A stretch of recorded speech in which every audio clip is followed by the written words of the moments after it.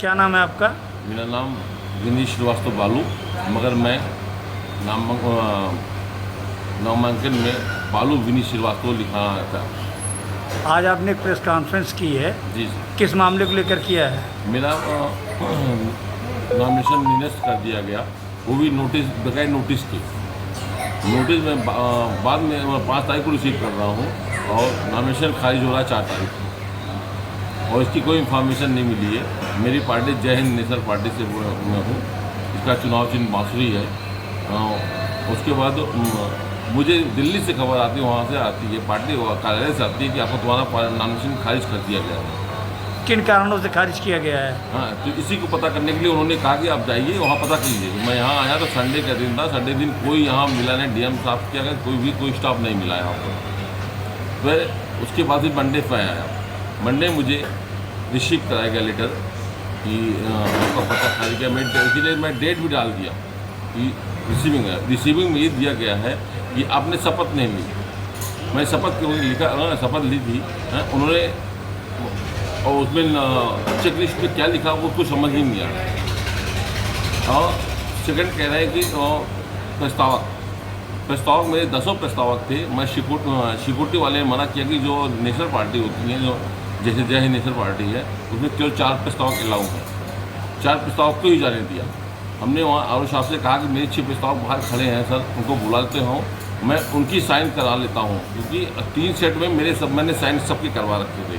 इसकी सूचना आपने किसी को दी? मैं चुनाव आयुक्त दिल्ली, लखनऊ, सारे ऑब्जर्वर को, यहाँ पे एसपी को, अमेठी जिले के एसपी को। किसी तरह से आपको किसी प्रकार की सूचना दी गई कि जो है आपको ऐसा हुआ आपके साथ, तो क्या करना है आपको? नहीं, हमको कोई सूचना मिलेगी, कोई सूचना नहीं दी गई। बस ये मेरा था कि मैंने अमेठी के वासियों के लिए एक मुद्दा बनाया था, उसके बेस पे हमको लगता है ये रिएक्ट किया गया। मेरा मुद्दा ये था कि अगर मैं सांसद जी बनता हूँ तो अमेठी की जनता को सबसे पहला था कि अगर सरकार एमएसपी नहीं देती है तो मैं अपने सांसद निधि से एमएसपी दूँगा। दूसरा मुद्दा ये रखा था कि जितनी स्कूल हैं, आंगनबाड़ी से लेकर डिग्री कॉलेज तक, सबको इतना आधुनिक बना दिया जाएगा कि प्राइवेट स्कूल में लोग पढ़ाना पसंद नहीं करेंगे जितना कि सरकारी स्कूल में पसंद करेंगे। एक शिक्षा मुक्त हो जाएगी। तीसरा ये था कि सरकारी अस्पताल या जिला अस्पताल में किसी भी व्यक्ति की बीमारी के दौरान मौत होती है तो उसका उसके परिवार को 1 रुपया नहीं देना पड़ेगा।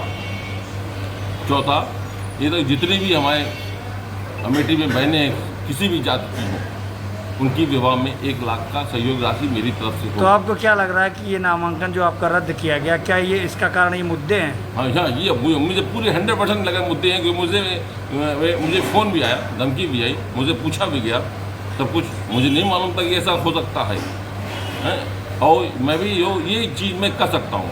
और फिर मैंने एक मुद्दा और रखा था। मैंने कहा था मैं संविदा, बेरोजगारी, पेंशन विहीनता, आउटसोर्सिंग, इसके खिलाफ मैं संसद भवन में डेली आवाज़ उठाऊंगा। और आखिरी मुद्दा ये था, अगर अमेठी की जनता को के चेहरे पे मुस्कुराहट न ला पाया तो मुझसे निकम्मा सांसद कोई नहीं होगा। इसी मुद्दों को सुनकर हमको धमकी भी आई वहाँ से, और उसके बाद उसी दिन जो है उसे पर्चा खारिज किया गया। मुझसे पूछा कि मैंने बता दिया। अब जैसा कि चुनाव के समय नज़दीक आ गए हो, आपका पर्चा खारिज कर दिया गया है, ऐसे में अब आपका अगला कदम क्या होगा?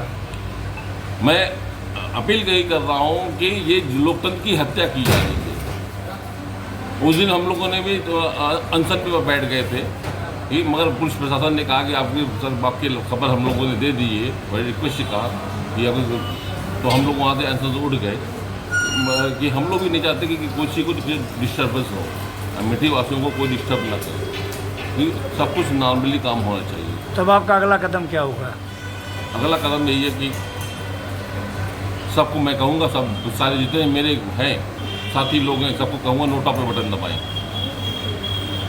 नोटा पे दबाएं, कोई पसंद नहीं। पार्टी होगी मेरा सपोर्ट करेगी कि हम ये काम करेंगे तो मैं उसका समर्थन कर दूँगा।